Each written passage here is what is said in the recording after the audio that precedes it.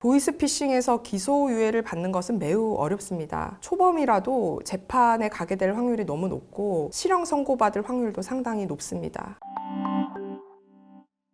안녕하세요. 경찰 검사 출신 강정은 변호사입니다. 오늘은 보이스피싱 사건의 현금 운반책으로 연루가 돼서 사기죄로 수사받았던 제 의뢰인이 기소유예 처분을 받았던 성공 사례를 자세히 풀어보도록 하겠습니다. 제가 검사로 일을 할 당시인 2021년도에는 보이스피싱으로 직접 구속시켰던 피의자만 수십 명에 달했습니다. 피해 규모가 크고 국민의 분노를 사는 범죄인 만큼 구속 위험이 매우 높은 사건입니다. 실제로 보이스피싱 가담자 대부분이 실형 선고받고 교도소에 가고 있어요. 그런데 이번 의뢰인은 운반책 역할을 했음에도 기소유예라는 정말 놀라운 결과를 얻었는데요. 기소유예란 유죄가 인정이 되나 여러 사정을 고려해서 검사님이 재판에 넘기지 않고 불기소 처분을 하는 것을 말합니다. 기소유예가 내려지면 형사처벌을 받지 않고 검찰 단계에서 사건이 끝나는 거예요. 따라서 피해자 입장에서는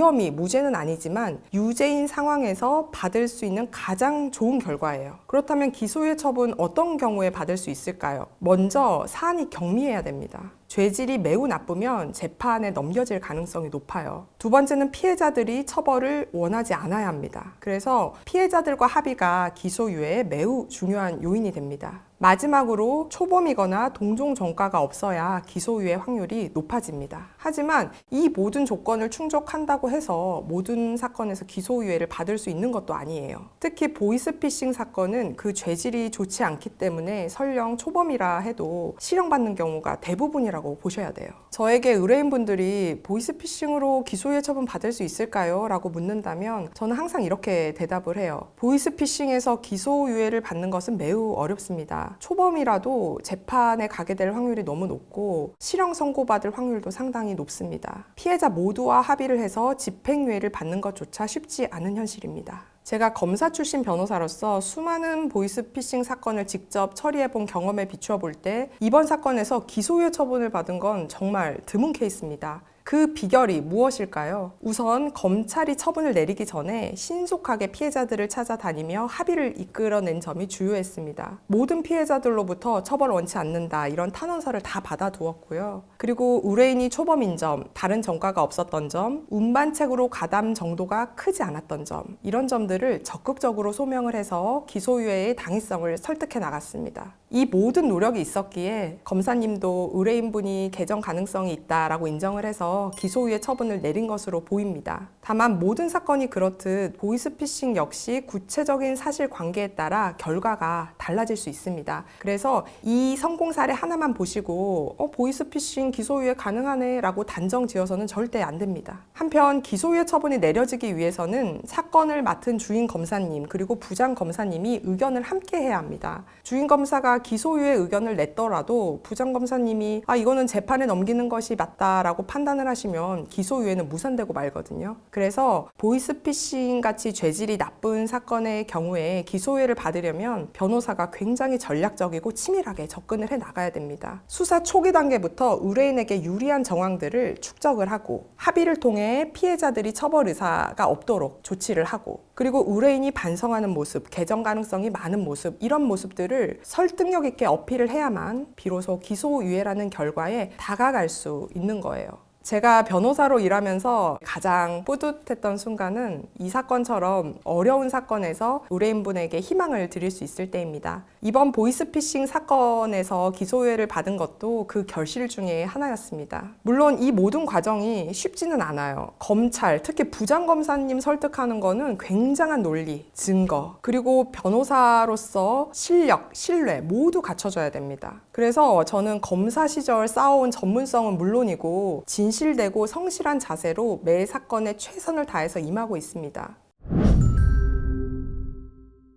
지금까지 보이스피싱 운반책 사건에서 기소유예 처분을 실제 받아낸 사례를 자세히 설명해 드렸는데요. 보이스피싱 사건의 경우에 혐의가 인정되는 순간 구속으로 직결되는 경우가 굉장히 많기 때문에 조금이라도 의심이 간다 그러면 반드시 변호사를 찾아서 도움을 받는 것이 필수입니다. 저 강정은 변호사는 검사 출신 이력을 바탕으로 보이스피싱 비롯해서 여러 형사사건에서 우리 의뢰인분들에게 최선의 결과를 안겨드리기 위해서 언제나 노력하고 있어요. 이런 사건들로 고민 중인 분들이 계시다면 주저 말고 하루빨리 연락을 주시기 바랍니다. 긴 영상 끝까지 봐주셔서 감사합니다.